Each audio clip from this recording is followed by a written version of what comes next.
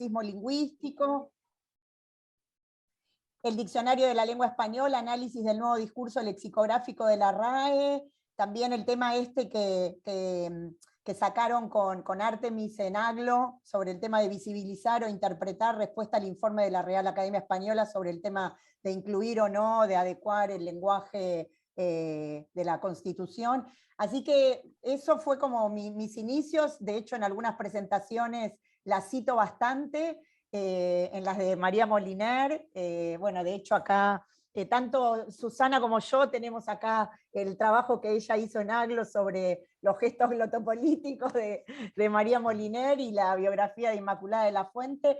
Así que bueno, eso es lo primero que quiero decirles, darles la bienvenida, agradecerle mucho a Susana, agradecerle mucho a Diana y a Pleca, porque nos han apoyado así incondicionalmente. Leonora hizo mucho lobby también, así que le quiero agradecer. Bueno, acá que nos están dando todo el soporte del mundo y el Zoom, Ernesto y Silvia, de Lingüística Feminista también, que están ahí, pero al pie del cañón. De hecho, digamos, dentro del círculo, Susana estuvo dando una charla también que fue hermosa, y ahí me di cuenta que era, aparte de una académica de la hostia, una persona súper accesible y amorosa, y como ella siempre dice que está en el ambiente endogámico académico, me parecía que estaba bueno traerla a nuestro terreno de la práctica, de la traducción, de la corrección, de la edición, y tiene una forma de hablar que no es difícil y que la podemos entender perfectamente y nada acartonada, y súper accesible. Así que ella tiene una presentación, yo tengo también algunos disparadores y algunas preguntas, pero está el chat a disposición, que Silvia y Ernesto nos van a dar apoyo para que ustedes también puedan ir volcando preguntas o comentarios que los vamos a ir recogiendo. Vamos a tratar de ceñirnos a las 2 horas porque Susana está en España, es de noche, le dijo a su niña y a su niño que se fueran de la casa para poder estar tranquila, pero en algún momento puede que aparezcan, así que les vamos a dar también la bienvenida.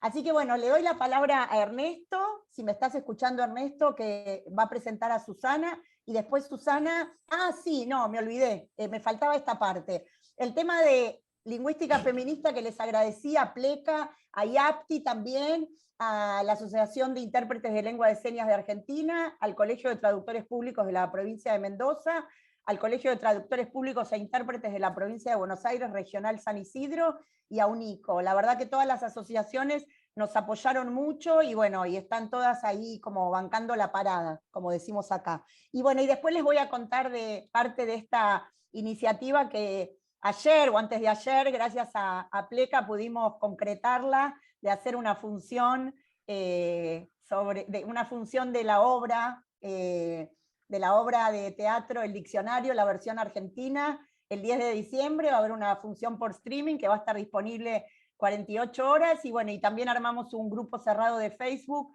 para que también quienes vean la obra puedan después comentar sus impresiones, sus sensaciones, su mirada, y bueno, creemos que es una linda actividad para cerrar el año de estos, digamos, año y medio, 2 años de pandemia y de encierro. ¿Qué más y después la diapo anterior que mostraba Silvia, si querés ir a la anterior, que ahí un poco recorríamos que tenemos gente de casi todos los países de habla hispana y también de otros países también. Hay alguien de Finlandia, creo, alguien también de Alemania. Así que bueno, Ernesto, te doy la palabra y me callo. Hola, ¿qué tal? Bueno, antes que nada, felicitaciones por esta organización maravillosa.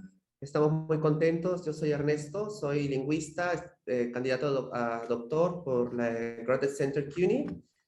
No sé si me ven. Bueno, voy a pasar y soy parte de Indisciplinaria, Círculo de Lingüística Feminista, que existe desde junio del año 2020, junto con mi amiga y colega Silvia Rivera, quien también está formando parte del equipo de organización de hoy día. Entonces, sin más preámbulos, les presento a nuestra invitada. Susana Rodríguez Barcia es profesora contratada, doctora en el Departamento de Lengua Española de la Universidad de Vigo, doctora en 2005 con la tesis Diccionario y Sociedad, la presencia de ideología en la historia de la lexicografía española, y premio extraordinario de doctorado este mismo año. Premio de investigación de la Diputación de Pontevedra en 2007. En la actualidad, Susana imparte docencia en escritura creativa y sobre el español como lengua de especialidad. Bueno, perdón que todavía sigo. A ver. Ha colaborado en proyectos historiográficos como VITE, Bibliografía Temática de la Historiografía y Lingüística Española, Fuentes Secundarias, y BICRES, Bibliografía Cronológica de la Lingüística, la Gramática y la Lexicografía Española, así como en proyectos terminológicos como miembro del equipo de Termigal en 2005 y 2006, y el proyecto Miles, Mujer, Inmigración, Lengua y Sociedad. Ha participado como redactora en la elaboración de diversos diccionarios bilingües español-gallego, monolingües, de sinónimos y especializados. Susana, o la doctora Rodríguez Barcia, como prefiero llamarla, además de participar en numerosos encuentros científicos para difundir los resultados de su investigación, ha publicado artículos, capítulos en libros especializados, reseñas y monografías que abordan la relación entre ideología y el discurso lexicográfico en español. Una lengua con un fuerte componente imperialista que requiere de una perspectiva de análisis crítica que contribuya a sacar a la luz el tratamiento inicuo que concede a sus variedades, así como la invisibilización tradicional que realiza de las minorías a través de su aparato lexicográfico. En 2016, Susana Rodríguez Barcia publicó una introducción a la lexicografía en la editorial Síntesis. Actualmente realiza estudios de género y análisis crítico del discurso alimentario en los medios de comunicación. Le damos la más cordial bienvenida a Susana Rodríguez Barcia. Muchísimas gracias. Bueno, yo también quiero agradecer a Silvia, a Ernesto, a Silvia, a las dos Silvias, a todas las personas que habéis apoyado esta charla, que este encuentro tenga lugar, y por supuesto a todas las personas que estáis conectadas, escuchando lo que tengo que decir sobre María Moliner, que muchas ya habréis leído pues la biografía, reseñas en prensa, artículos, y claro, me toca el papelón de decir algo nuevo y de no aburrir. Entonces, nada, agradecer de verdad que estéis ahí, agradecer la organización magnífica. Voy a compartir pantalla, creo que no hay ningún problema, ¿no? Puedo compartir la presentación por aquí, como hicimos antes. A ver si funciona. Decidme si lo veis bien o no. ¿Sí? Todavía no, pero sí, ahora sí. ¿Sí? La ponemos así desde el principio. Está en el piso. No, porque estoy en mi Zoom. Ah, sí. Yo creo que así la veis perfectamente, ¿verdad? Sí. Silvia, perdón, ¿Sí? Susana. Silvia, Ernesto, ¿ustedes podrán silenciar a todos? Así no hay interferencia, porque yo no puedo. Silvia, Estoy creo que sí silenciando a la podías, gente, ¿no? pero voy a ver si existe otra opción también. Perdón, Sí. Susana. No os preocupéis, yo estoy acostumbrada también, en las clases a veces pasa, pues entras, se abre micro, se cierra micro, no pasa nada, hay que adaptarse. Bueno, pues el título promete, ¿no? El Diccionario de Uso del Español de María Moliner desde la perspectiva de género. Tengo miedo a que cree muchas expectativas y luego os llevéis un chasco, pero vamos, una decepción, pero vamos a ver qué aportamos. Bueno, aquí está María con su máquina de escribir. Os leo para empezar lo que os comentaba antes del inicio, ¿no? En esta monografía, este ensayo de Teresa Moure que acaba de salir, es un ensayo magnífico sobre voces de mujeres, no sé si aquí mejor, sobre voces de la lingüística, voces de mujeres que han sido o silenciadas, ocultadas, menospreciadas, o en el mejor de los casos han tenido un espacio, aunque se le han negado otros.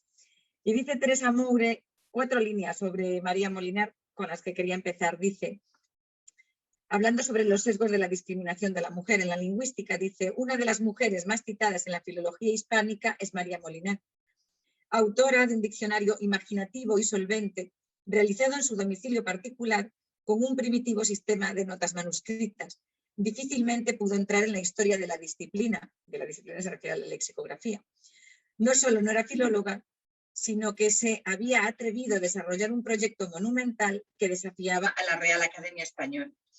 Esta institución le negó la entrada, y con eso termina. Bueno, es de las pocas mujeres, María Moliner, que sí que aparece en manuales de lexicografía en los que se hace un relato histórico de la disciplina.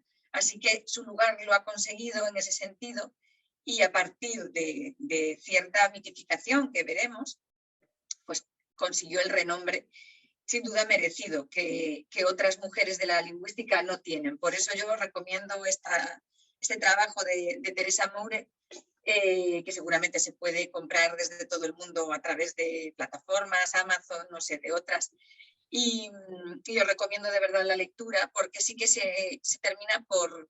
Bueno, en el fondo se enfada una mucho. Yo me enfadaba mucho cuando leía el texto porque veía las injusticias que se han cometido con algunas lingüistas que han hecho investigaciones enormes, ¿no? En círculos donde estaba completamente masculinizada la investigación y su aportación pues, fue ocultada o menospreciada. A mí me da mucha pena. Entonces, enfada mucho, pero también nos da como nuevas herramientas para discutir cuando se dice, pero si lo tenéis todo, no tenemos nada. O sea, por no tenemos ni un espacio serio en la lingüística que nos reconozca el trabajo que hemos hecho, ¿no?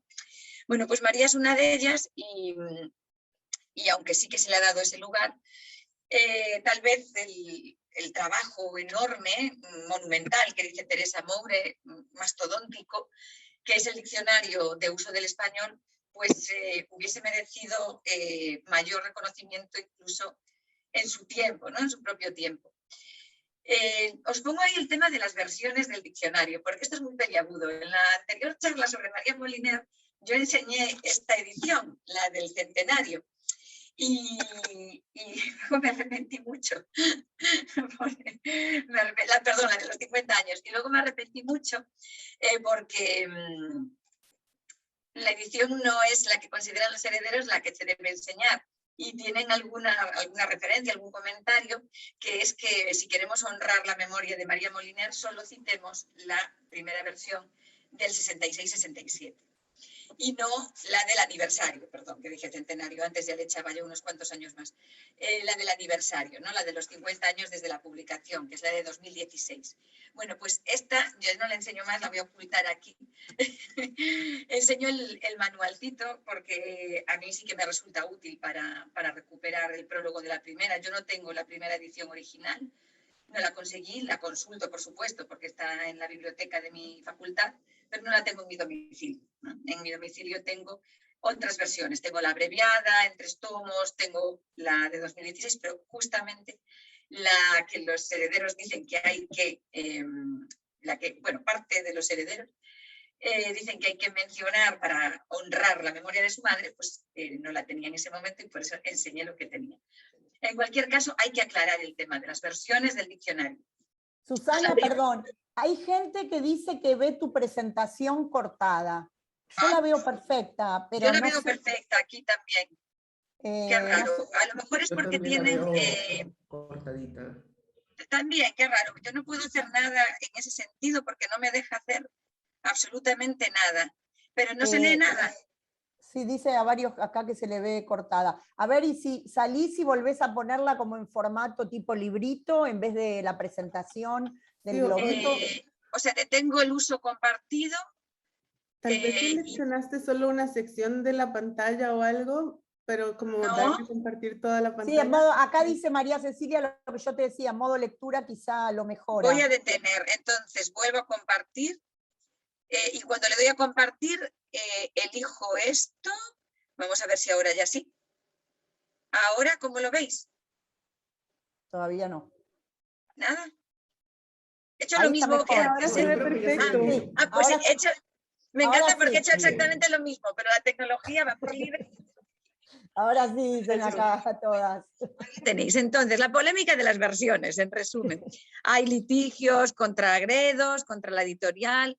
Su hijo, pues no le gustaron las ediciones que se hicieron posteriores. Yo supongo que también hay cuestiones económicas de por medio.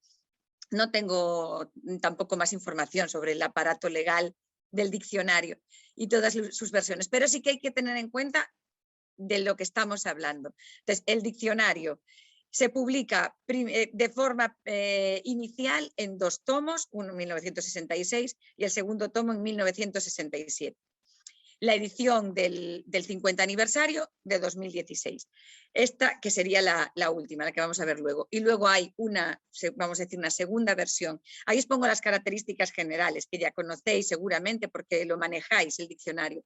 Tiene una influencia del diccionario ideológico de Julio Casares, esa perspectiva que ya existía en otros diccionarios europeos y en concreto en España con el de Julio Casares, que era el famoso de la idea a la palabra, de la palabra a la idea.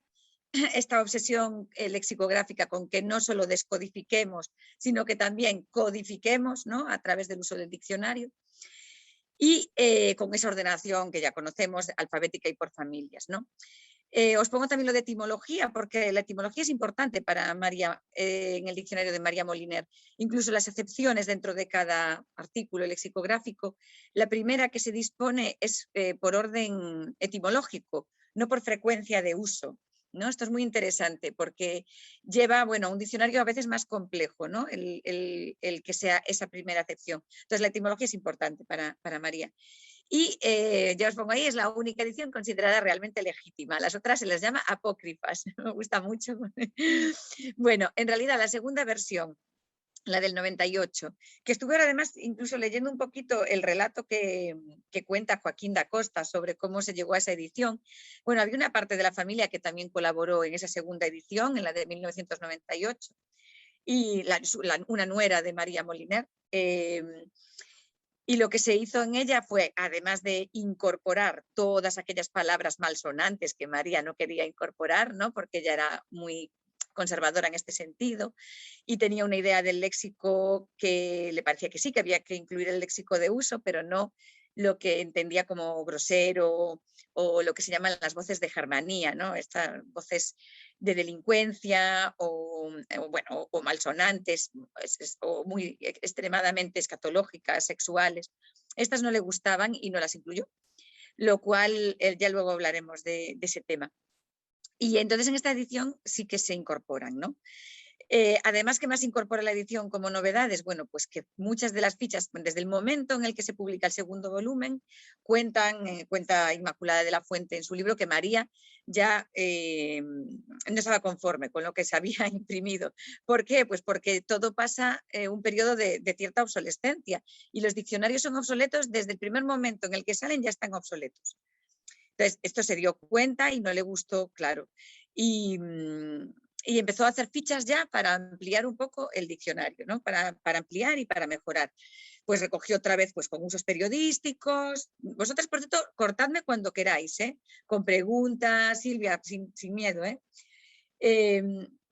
Bueno, pues empezó a ampliar fichas. Entonces, ese material se utilizó en esta edición, ¿no? Esto cuenta Joaquín da Costa en su relato sobre las ediciones, ¿no?, que está disponible públicamente en la red. Y bueno, sigue con esa documentación en periódicos, con lo cual todos esos usos se siguen avalando a través de esos usos periodísticos, de esas presencias en la prensa que para María eran tan importantes, que era lo que ella consideraba que era el uso real, ¿no?, lo que en ese momento estaba en los medios de comunicación.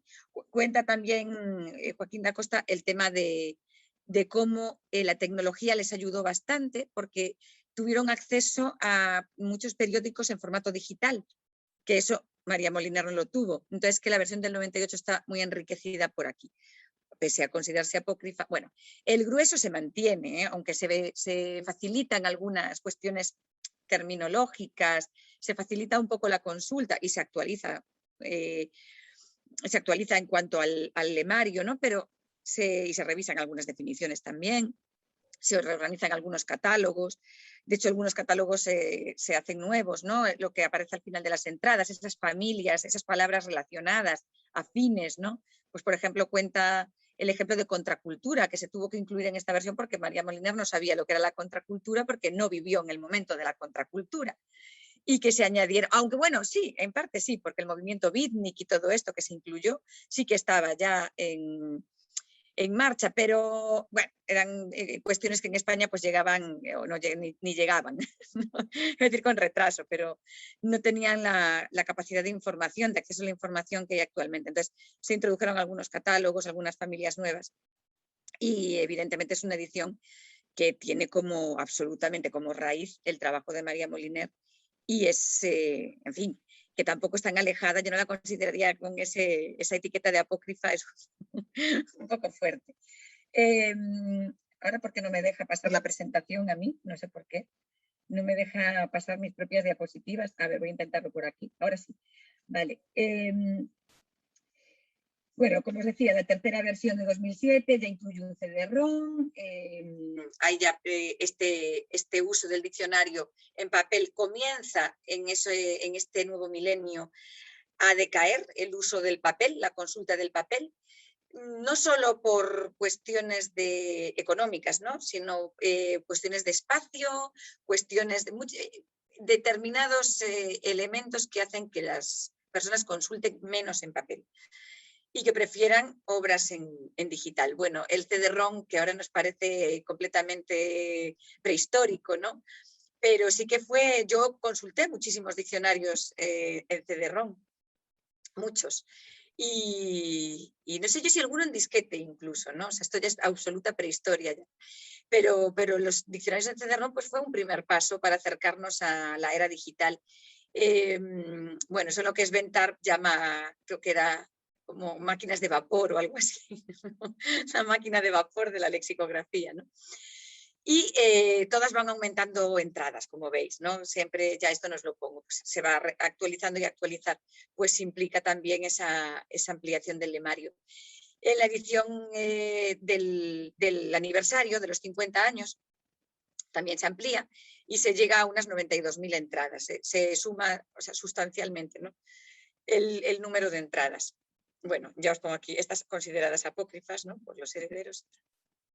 Bueno, entonces esta es la situación. Tenemos este diccionario con esas ediciones, sale la editorial Gredos, cuenta Inmaculada de la Fuente en su biografía, cuenta magníficamente bien cómo es ese proceso del contacto con Gredos. Entonces no voy a entrar ahí porque lo podéis conocer perfectamente, pero tuvo la suerte de poder tener una editorial de ese calibre, ¿no? que respaldase el proyecto lexicográfico de María. Porque la verdad que la lexicografía, quien ha hecho diccionarios, quienes hemos hecho diccionarios, es una labor ingratísima, porque son cientos de horas sentada delante del ordenador y luego el resultado nunca es satisfactorio. O ya está obsoleto cuando lo publicas o cuando lo ves impreso ya no estás de acuerdo con lo que aparece ahí, o han salido otro que ha tenido otra idea técnica y es mejor. Entonces, bueno, es un trabajo ímprobo, una tarea titánica y bueno, ya contó con esa ilusión y con la posibilidad no solo de publicarlo, sino de luego tener incluso la idea de poder actualizarlo y renovarlo, ¿no? Pero ¿cómo se convierte esto en mito? Tenemos un diccionario, tenemos una obra, pero diccionarios hay muchos. El diccionario, bueno, aunque sí que es una obra importante, pues es una obra importante para un grupo de personas relativamente reducido, ¿no? Aunque luego se utiliza como herramienta en la educación, pues en la educación a veces no importa ni quién lo escribió. Hay un libro ahí en la estantería o hay un acceso ahora mismo en Internet, pero tampoco nos preocupamos mucho de quién está detrás, de la persona que ha dirigido esa obra. ¿Y por qué en el caso de María Moliner? Sí, porque, bueno, el hecho de que fuera mujer influyó.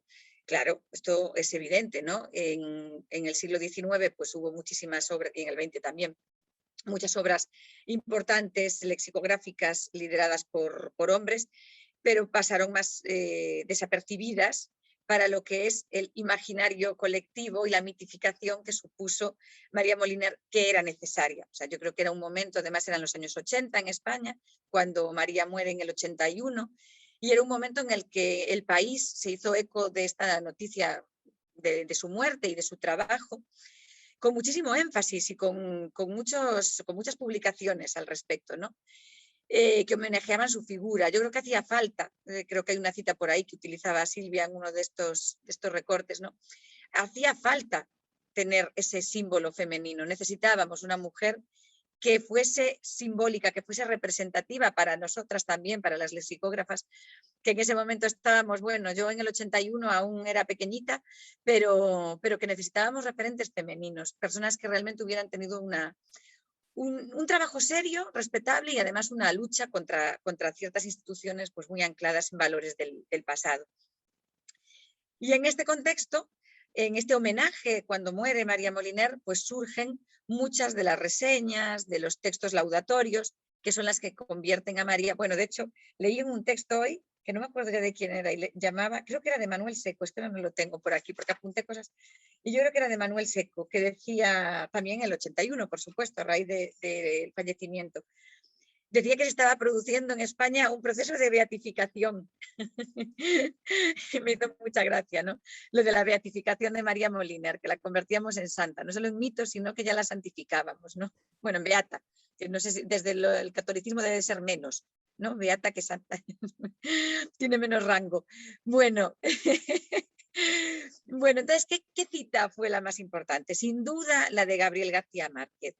Marcó un antes y un después en la consideración de María. La cita en concreto es esta que recojo en la presentación. Dice, María Moliner hizo una proeza con muy pocos precedentes. Escribió sola, en su casa.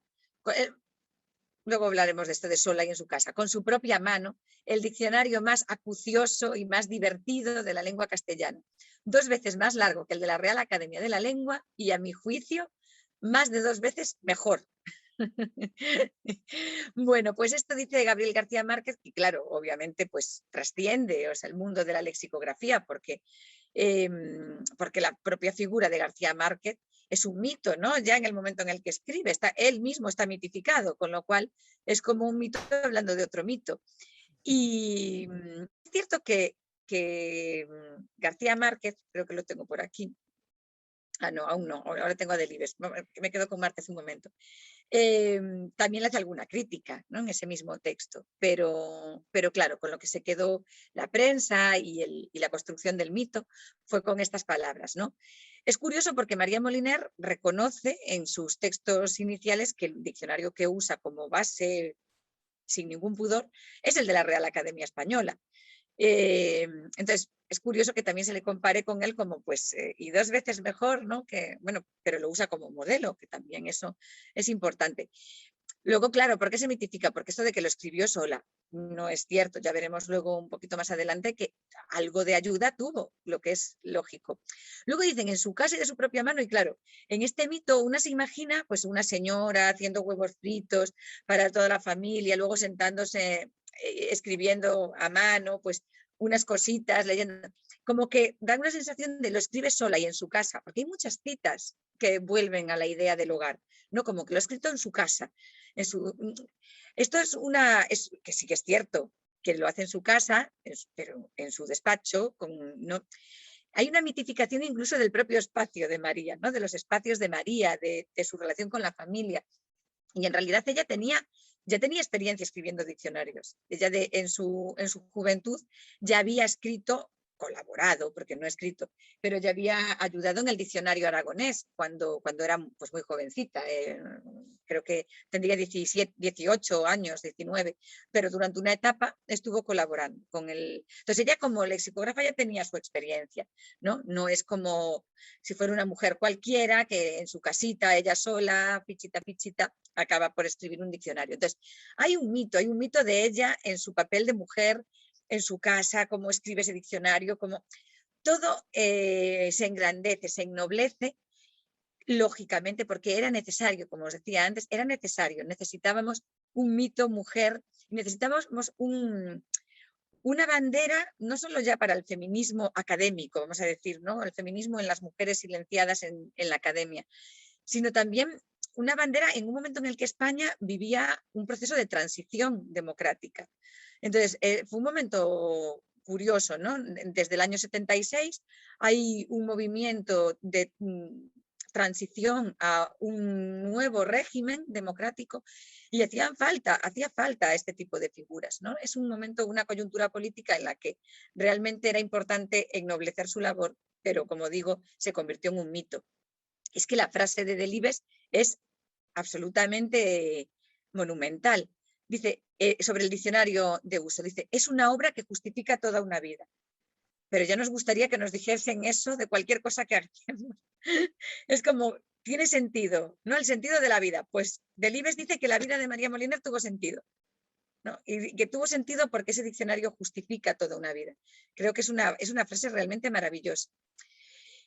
Bueno, aquí os doy un poquito una pincelada de totalmente sola. No, pues totalmente sola, no. Ella, bueno, pongo lo de sororidad, es una palabra muy bonita, esto de sor, las hermanas, me gusta mucho. Y ella tuvo compañía en su labor del diccionario y ella lo indica así, ¿no? Os pongo un recortito ahí del propio diccionario, de la edición original. Además, lo tomé iba a decir del original porque hice una foto, pero no. Al final vi que lo tenía subido el hijo a la página web de María Moliner y ya lo recorté directamente de la página del hijo. Bueno, del hijo de los herederos y de quien gestiona ahora la página de María Moliner. Y aquí ya reconoce pues que hay varias personas que la ayudan. Bueno, de hecho Trinidad Sanz, que también luego con el tema este de los expedientes depurativos del franquismo, pues también va a volver a aparecer. Carmina, que es su hija, que en ese momento, pues ¿qué tendría Carmina? No sé, pues ya una edad suficiente para organizar el diccionario. Estamos hablando de los años 60, pues ya sería una chica mayorcita que podría ayudar también a su madre con el tema del diccionario. Carmina Ramón y luego María Ángeles de la Rosa y Trinidad Sanz, pero reconoce que no lo ha hecho sola, ¿no? Bueno, después nombra a otras muchas personas y nombra personas de la editorial y bueno, a gente de su entorno, pero comienza por las que considera más importantes, ¿no? Que decían que le organizaban un poco las tareas diarias. Bueno, Carmina en lo de los catálogos, organizando y tal, pero luego también en la organización de fichas, en traerle información o traerle diarios. Bueno, pues un trabajo no en solitario, ¿no? En definitiva, no en solitario. Lo grueso sí que lo hizo ella y responsabilidad de ella, pero con mucho sentido reconoce que ha tenido también ayuda de otras mujeres, que a mí me parece importante que las haya nombrado en el prólogo, porque a veces también, o sea, se oculta el trabajo de las mujeres, pero muchas veces las propias, o sea, en el propio trabajo de engrandecer a una mujer ensombrece el trabajo de otras mujeres, lo cual al final nos lleva siempre a la cadena de que hay que darles luz y hay que nombrarlas, ¿no? Decir su nombre, ¿no? Bueno, pues aquí ella lo reconoce y lo dice, lo cual también ennoblece a la propia María.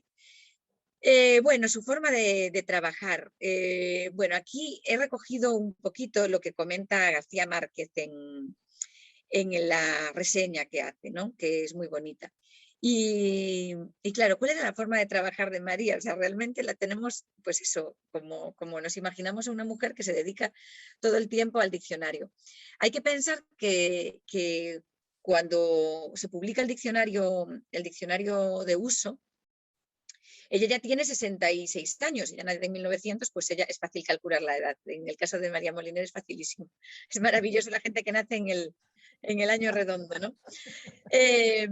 Pero ella ya llevaba trabajando pues 15 años o incluso más, porque no se sabe realmente cuándo empieza. El hijo cuenta esta anécdota de que un día se levanta a las 5 de la mañana, dobla un folio en 4 partes, lo rasga, lo rompe y de ese folio pues hace 4 fichas. Y que ahí empieza su locura, ¿no? Pero yo creo que empieza mucho antes, o sea, del mismo modo que ahora vamos recogiendo notas en el móvil, ¿no? Yo cada día tengo las notas del móvil llenas. Yo antes tenía una libretita y ahora sigo teniendo libretitas, pero ya apunto otras cosas, pero no ideas que me van surgiendo en el día a día. Eso lo hago o voy a una charla, apunto en el móvil. Entonces, si rastreásemos esas notas del móvil, si María tuviese móvil, podríamos ver que su planteamiento de hacer un diccionario posiblemente ya está a los 18, 19 años, cuando está haciendo el de aragonés y dice, pues esto está bien, o aquí podría hacer esto otro, o pues para ver el uso utilizaría esto. Entonces, ¿cuándo lo gesta? Pues en su edad tempranísima, ¿no? Pero bueno, la historia nos dice que son unos 15 años los que realmente lleva en el trabajo del diccionario, ¿no? Y bueno, comenta un poco el tema de los periódicos. Para ella era fundamental la prensa. Es curioso porque alguna compañera mía en la universidad, María del Carmen Méndez Santos, que es una profesora en la Universidad de Alicante, pues también tenía esta idea, ¿no? De que los neologismos hay que buscarlos en la prensa, ¿sí? Ahora también está la otra nueva vía, ¿no? Que serían las redes sociales, ¿verdad? O sea, que es como que ampliamos, ¿dónde buscamos también ahora el uso real? Pues redes sociales sería el otro foco, pero hablando de hace 20 años, y en el caso de María Moliner, pues hablando de los años 50 y 60, ¿dónde encontrábamos esos usos reales de la lengua? Pues efectivamente en la prensa, ¿no? Y que era muy esta idea de lo que encuentro en la prensa es el idioma vivo, ¿no? Y luego, lo que os comentaba antes de García Márquez y su crítica, que dice, bueno, el no haber incluido las malas palabras, comillas con lo de malas palabras, era una concepción muy conservadora de la lengua. Hay que pensar también que nuestra forma de concebir, de pensar en la lengua es distinta, ha cambiado, ¿no? Nuestra forma de concebir la sociedad es distinta. Por eso hablar de María desde la perspectiva de género, pues es un marronazo, que se diría aquí en España, o sea, es decir, es una cuestión problemática, porque ya vivía en otras coordenadas desde el punto de vista social, ¿no? Y si bien es cierto que en los años 50 y 60, en otros espacios, en otros lugares, en otros puntos de la geografía mundial, la mujer tenía otras preocupaciones, tenía otros lugares y estaba haciendo una lucha muy distinta, pues en el caso de España el tema estaba muy frustrado en ese sentido, ¿no? Entonces ella tiene otra concepción. Bueno, y claro, para García Márquez es el mayor defecto, es el mayor defecto de su diccionario. María vivió lo bastante para comprenderlo, ella entendió que eso había sido un error, dice, pero no lo suficiente para corregirlo. Bueno, se corrigió ya en las ediciones apócrifas, con lo cual no hay ningún problema. Bueno, su opinión sobre la mujer. Susana, Sí.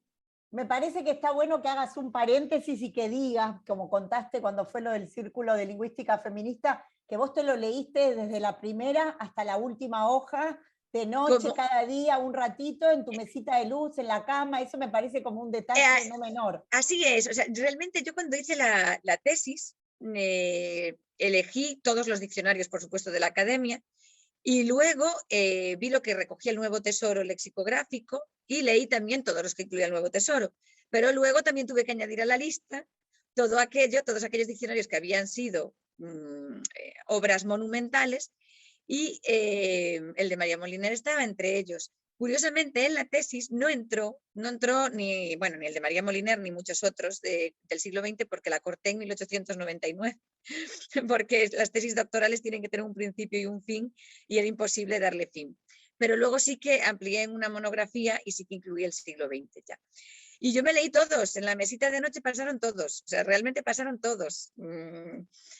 Pasó el de María, pero pasaron todas las ediciones de la Real Academia, pasaron pues diccionarios que tenía, algunos no pudieron pasar en versión original, algunos los tuve que ver en digital, pero de la A a la Z, siempre que tuvieran de la A a la Z, porque algunos fueron proyectos que estaban cortados, ¿no? Algunos de los que leí no se habían terminado, pero leí todos de la A a la Z.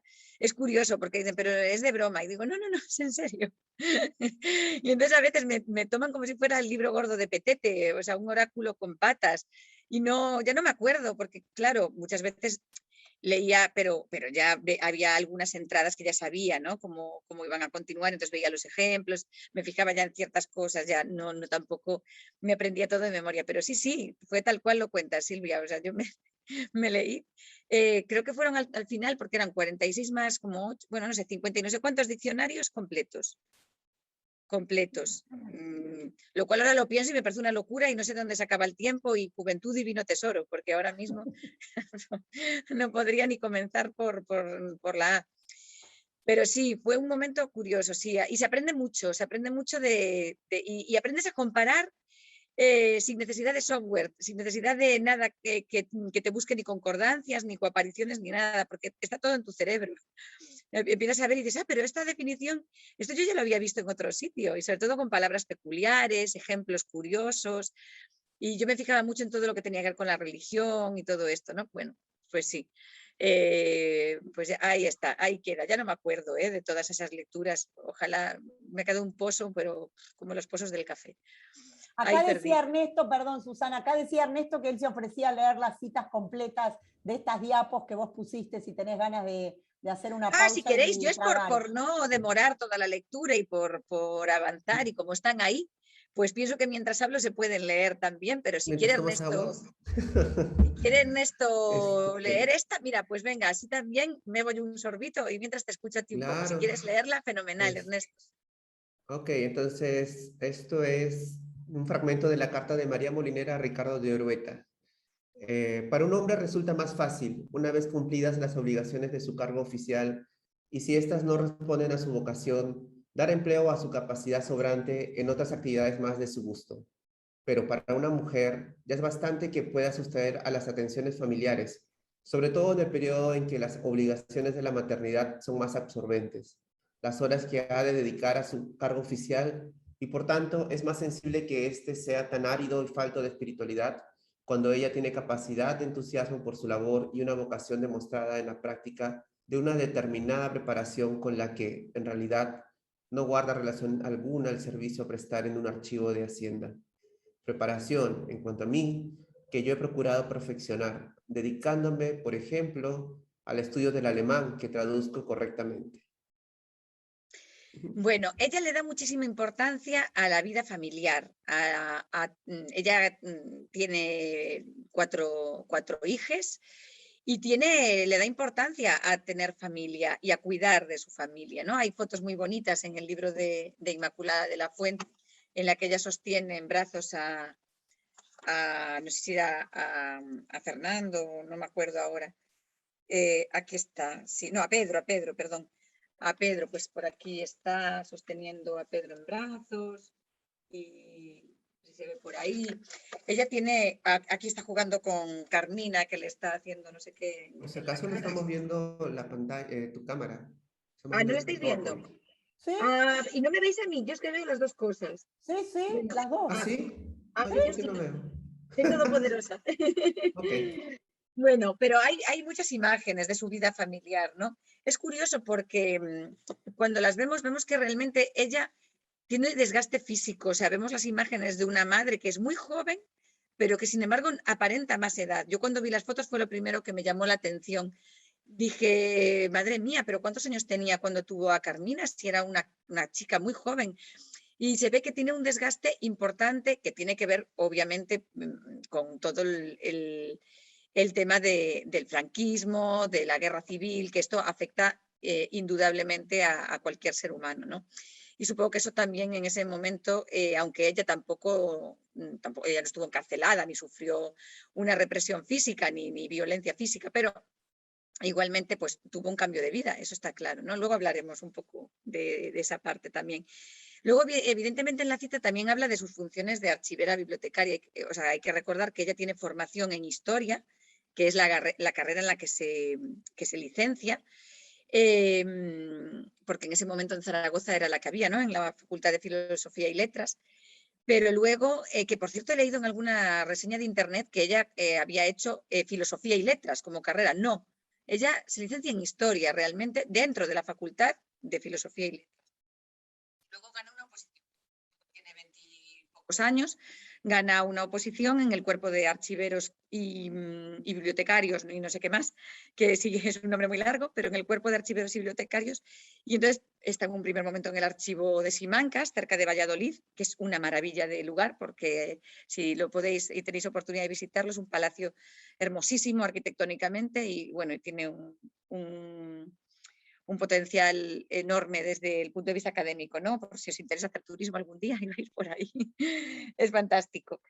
Y luego también está destinada en archivos de Hacienda, que esto es lo que menos le gusta a ella, la verdad. O sea, lo de los archivos de las delegaciones de Hacienda, pues como que tampoco le encanta. Pero bueno, es una oposición y va moviéndose en función de cómo la van subiendo en el escalafón, ¿no? Bueno, ella habla un poco de esto. Y claro, ¿cuál es su visión sobre la mujer? Pues la visión es que es consciente de que las mujeres tienen menos privilegios, es consciente de que el hombre tiene más privilegios. Ella además tiene un poquillo, por lo que cuenta Inmaculada de la Fuente y otras biografías, tiene un poquillo de trauma infantil, porque muy jovencita, bueno, pues cuando era una niña, su padre se va a un viaje a, pues no sé si es Argentina. Argentina. Sí, es Argentina. Y bueno, no vuelve más. allí abandona la familia, ¿no? Entonces, ella tiene un poco esta idea del hombre y de los privilegios del hombre, claramente. Con todo, bueno, pues desde luego ella se enamora, se casa, tiene una vida familiar, tiene, como os decía, tiene descendencia, cuida de su familia, pero al mismo tiempo nunca abandona su labor profesional, ¿no? No la abandona. Y esto, claro, ya es un posicionamiento. O sea, no dejar la carrera profesional es un posicionamiento importante en la mujer de ese momento, ¿no?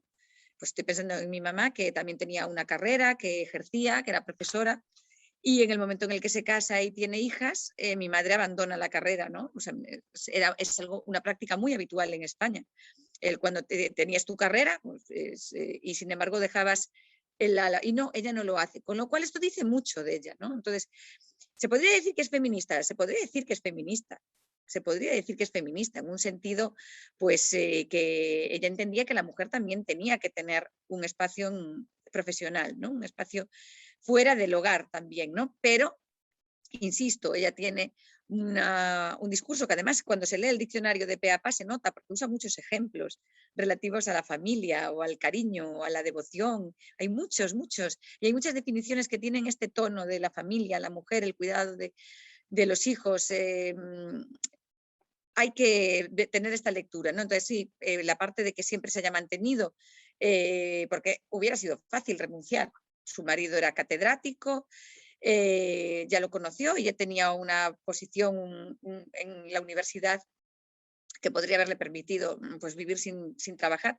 Y sin embargo no lo hace, ella sigue trabajando, ella se va moviendo de aquí para allí, de un archivo aquí a otro, después incluso en los años 50 luego acaba en la biblioteca de la Escuela de Industriales, de Ingenieros Industriales de Madrid, con lo cual, ¿qué pensaba de la mujer? Pues pensaba la realidad, que estaba sometida a tener que tener la doble carga, es decir, la carga familiar que a los hombres pues no se les presuponía, estaban eximidos de ella, ¿no?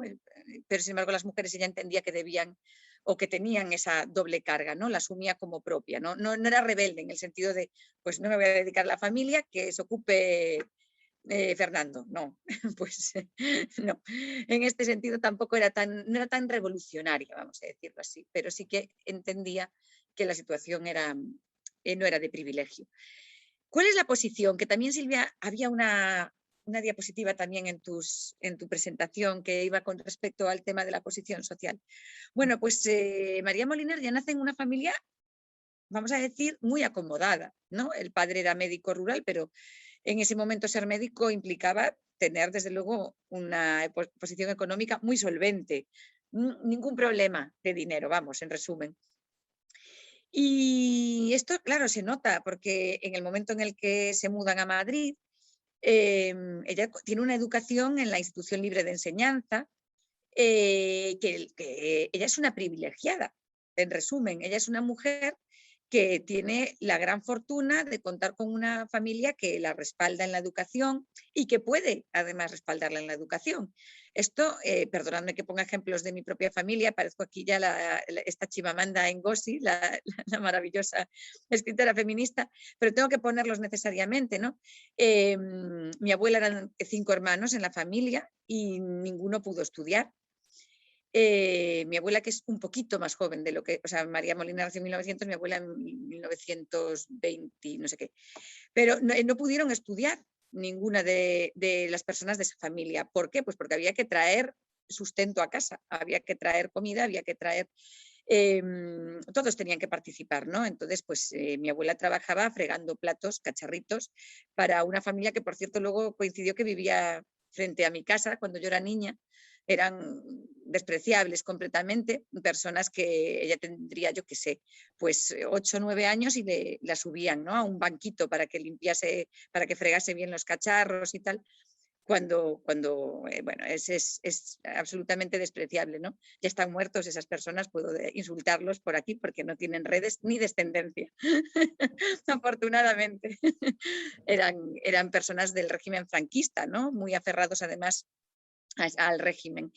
Y tenía que trabajar en eso. Entonces, ¿podía estudiar? Pues no pudo estudiar. No tenía casi ni alfabetización, apenas sabía escribir y apenas leer, ¿no? Muy poquito. O sea, y por supuesto, la lectura a la que tenía acceso era lectura cotidiana, era lectura de supervivencia. María tuvo acceso a libros, leyó, o sea, es una mujer formada, ¿no? Entonces tuvo una suerte enorme, claro.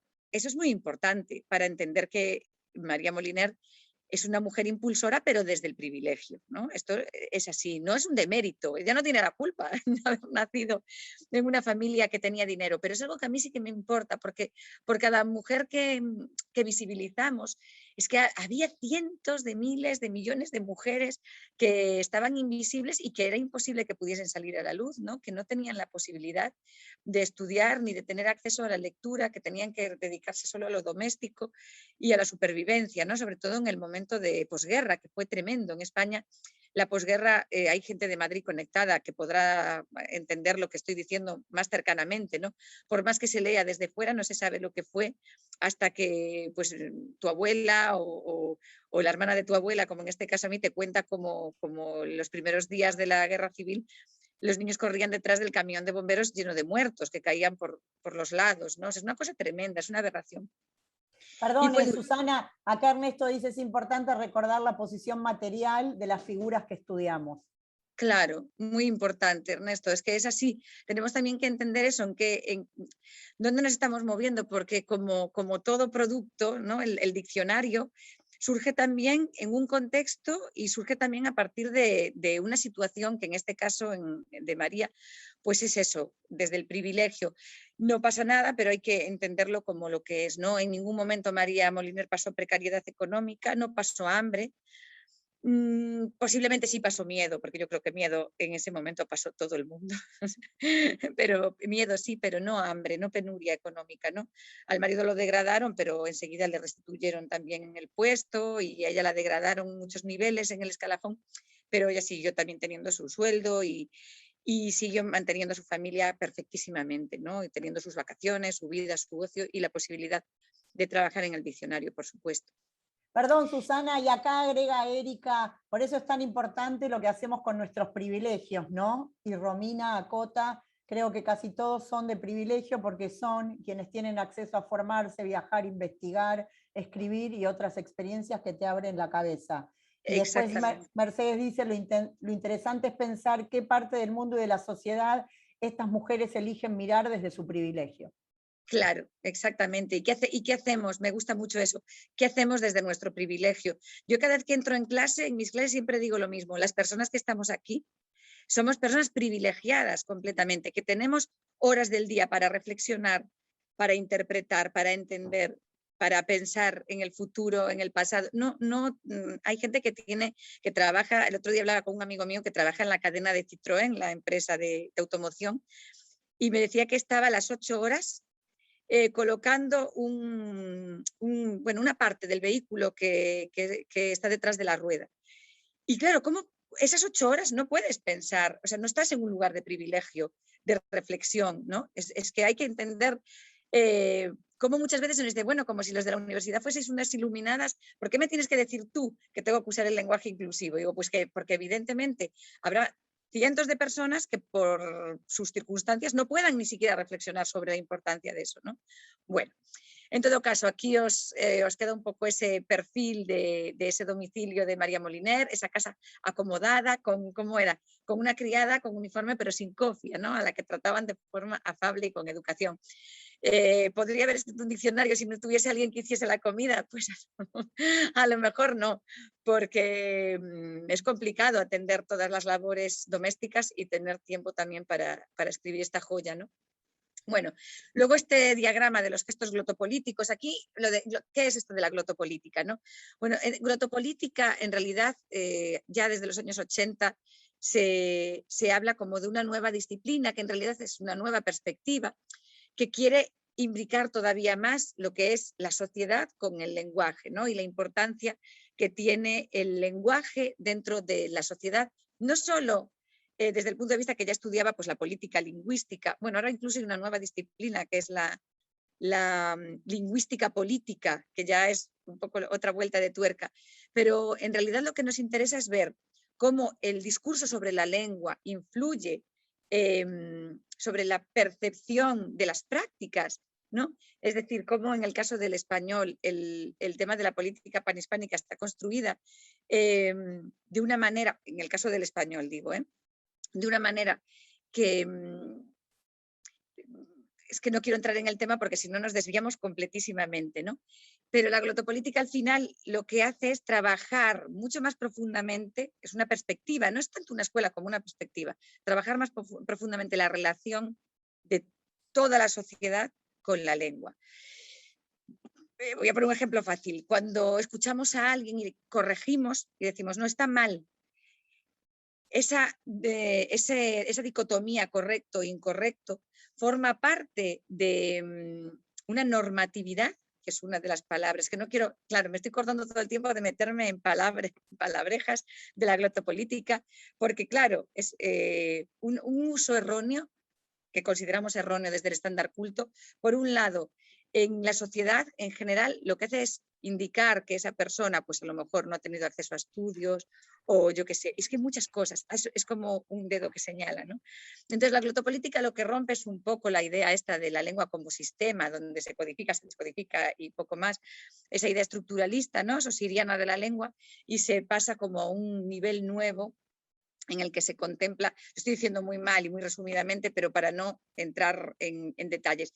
La cuestión es que la importancia de la lengua va más allá, trasciende, ¿no? el propio ámbito académico, filológico. Y en el caso de María Moliner, por supuesto que ella tiene gestos glotopolíticos. ¿Por qué?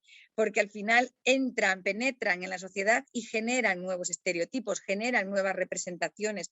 Pues para empezar, una nueva representación de la mujer en la lexicografía, una nueva representación del papel de la mujer en la lingüística. Entonces, todo eso es un gesto glotopolítico entendido por ahí, ¿sí? Con eso yo creo que más o menos se comprende. Bueno, en el diagrama, que es ya, como ya está en Aglo publicado, pues, y lo tenéis ahí presente, veis que se divide en tres grupos de gestos, vamos a decirlo así, ¿no? El de bibliotecaria, el de lexicógrafa y el de mujer. Como bibliotecaria, en realidad, ella es su trabajo fundamental. O sea, como archivera y bibliotecaria es su trabajo fundamental desde pues, el año 22, 23 o por ahí, o 23, no recuerdo, lo tengo por ahí apuntado en algún sitio, pero no me acuerdo. Ya, bueno, yo creo que es 22 o por ahí. Hasta 1970, que se jubila.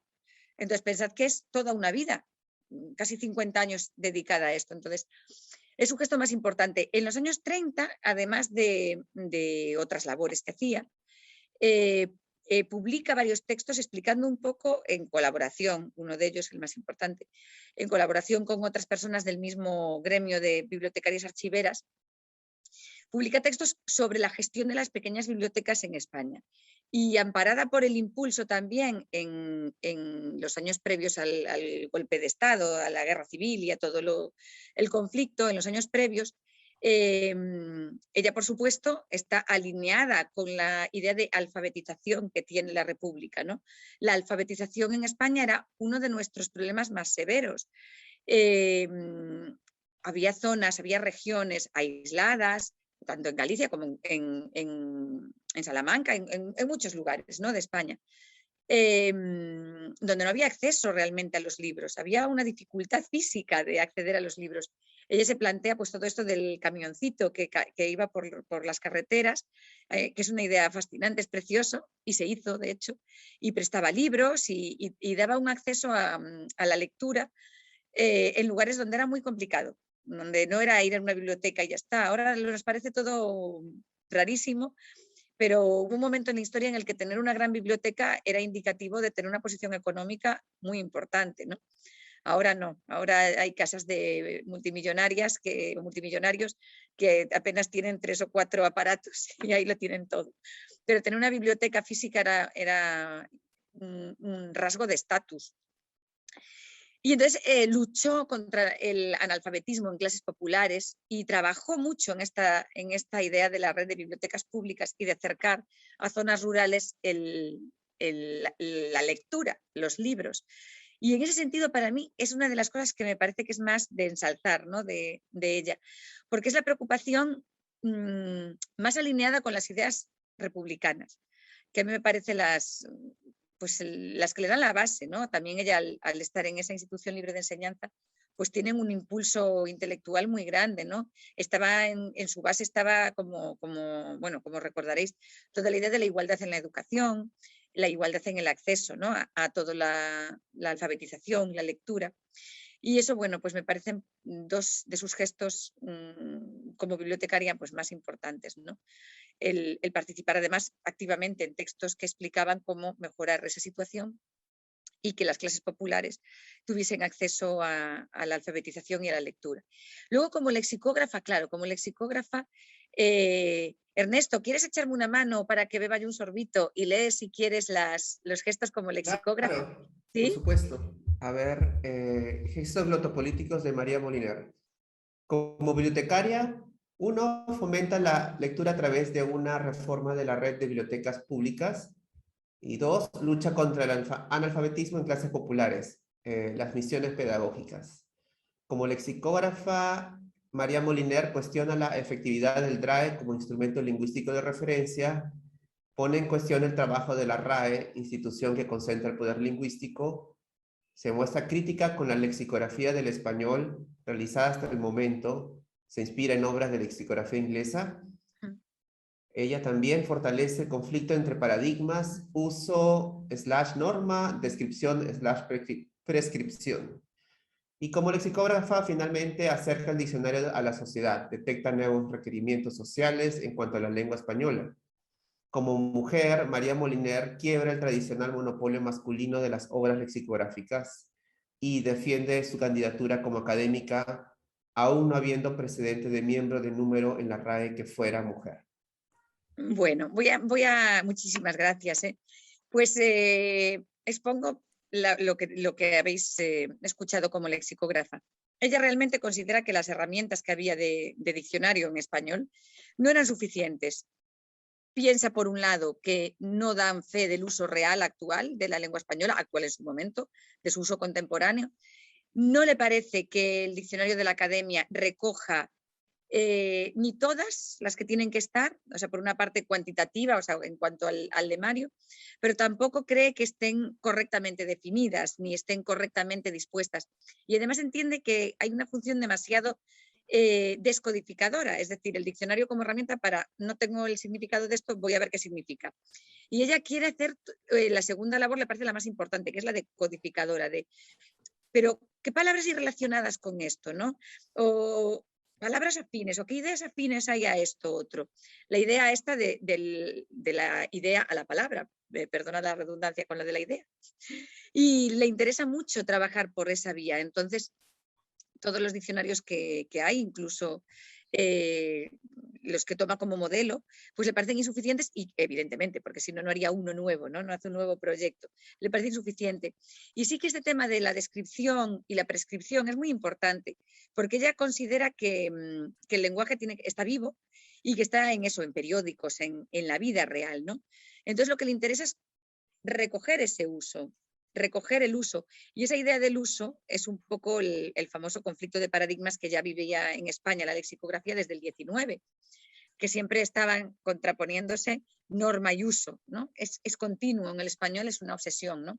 Como traductoras, muchas de las que estáis aquí, que sois traductoras o correctoras, habréis vivido ese conflicto diariamente, ¿no? El conflicto de yo quiero aquí implementar el lenguaje inclusivo, pero la norma me dice que no puedo utilizar el lenguaje inclusivo directo. ¿Qué hago? Pues ese conflicto, bueno, habrá quien ignore completamente la norma y voy a ser absolutamente descriptiva y voy a hacer un uso real inclusivo en este texto, y habrá otras personas que se aferren más a la Real Academia Española porque se sientan más seguras. Es un ancla. Un día en clase me decía una alumna traductora, porque yo doy clase en traducción e interpretación, y me decía una alumna traductora, es que si no tengo el diccionario de la Real Academia me siento perdida. O sea, siento realmente que no tengo donde anclarme, no tengo... Y lo pasaba mal, o sea, necesitaba la Real Academia Española, la necesitaba, ¿no? Acá dice Silvia Strauss, ¿la norma o el cliente? Claro, ahí está. Entonces hay que preguntarle al cliente, ¿nos saltamos las normas o no? ¿O quieres ir a por la norma del estándar culto del español, ¿no? Del estándar culto. Que en realidad es que la academia ya misma no sabe ni por dónde salir, porque en la gramática, cuando publica la gramática, se expresa en términos descriptivos. Si la habéis leído, la habéis tenido a la mano seguro, porque estará por ahí en vuestras estanterías, se expresa en términos descriptivos, incluso tiene la pretensión de catalogar, categorizar algunos de los usos que normalmente había incluido como no normativos, los categoriza como modalidad A, B y C, ¿no? Pues el famoso ejemplo del delante mío, delante suyo, delante tuyo, que siempre le pareció incorrecto, pero luego dice, bueno, pero es que se usa tanto que bueno, digamos que no es estándar culto, no es la preferencia, entonces empiezan a meter esa palabra, ¿no? La preferencia. O sea que ya no, es muy complicado, ¿no? Lo de descripción y norma. Al final, lo que sabemos es que popularmente se entiende que el estándar culto del español, que es el que se recoge en las publicaciones académicas, pues que es la norma y ya está, ¿no? Por más que la academia quiera vestirse de descripción. Pero en todo caso, María Moliner sí que pone esto en tela de juicio. Dice, bueno, vamos a intentar ver lo que aparece en estos periódicos, ¿no? Con independencia de que esté recogido o no en el diccionario de la Real Academia Española. De hecho, continuamente en el diccionario, a mí me parece que incluso excesivamente comenta, incluye este término aunque no está en el DRAE. Bueno, en el D.R. O sea que ya le pone toda la sigla. O esto no lo ha incluido la RA, que a veces le llama así a la Real Academia, RA. La RA no lo ha incluido, pero yo sí que lo incluyo. Entonces, continuamente hace referencia, ¿no? A esto, pues sí, rompe ahí, quiebra esto. Entonces, en cuanto al diccionario, pues claro, son gestos glotopolíticos muy importantes, porque una mujer que desafía a una institución que tenía un peso brutal, ¿no? No la desafía tampoco en términos de combate, en términos combativos, porque lo usa como modelo. El diccionario del 56 de la Real Academia Española, creo que sí usa como modelo real, la edición del 56, me parece, lo usa como modelo. Entonces, es un desafío a medias, ¿no? Pero sí que desde el punto de vista de la lectura que hacemos ahora mismo es, en un momento en el que dices esto no es suficiente, voy a hacer uno mejor, estás ya poniendo en cuestión el diccionario, ¿no? Entonces fortalece todo ese conflicto que en España es durísimo entre norma y uso.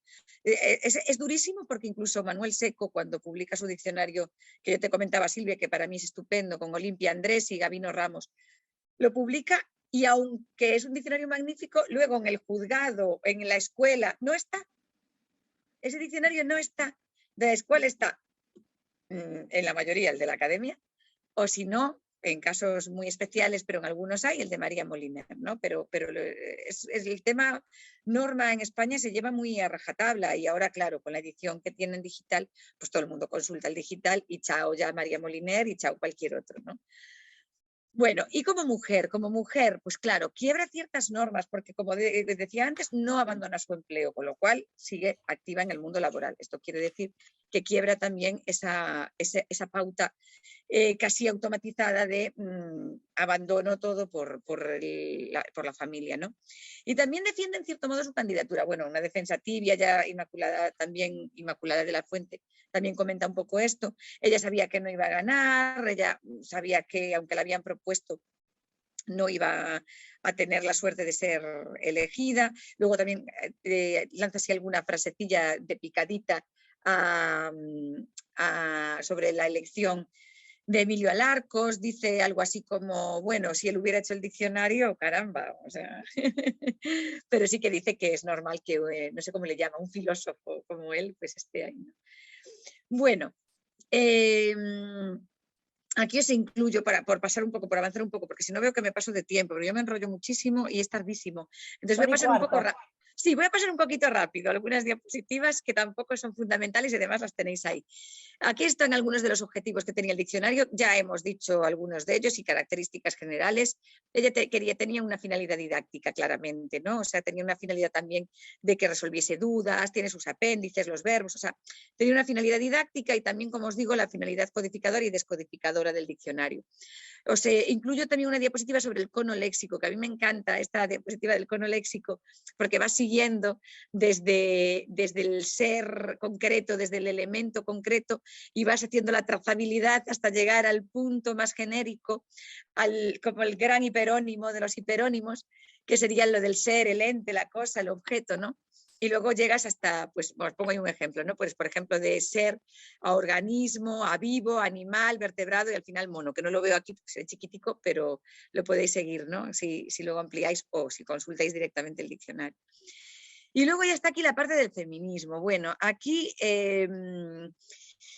empezamos con el tema curioso de si realmente ella ve un poco más allá en su diccionario y también quiere, además de desafiar a la academia, de desafiar la normatividad, desafiar el orden habitual del diccionario, también quiere desafiar lo que son las cuestiones de género.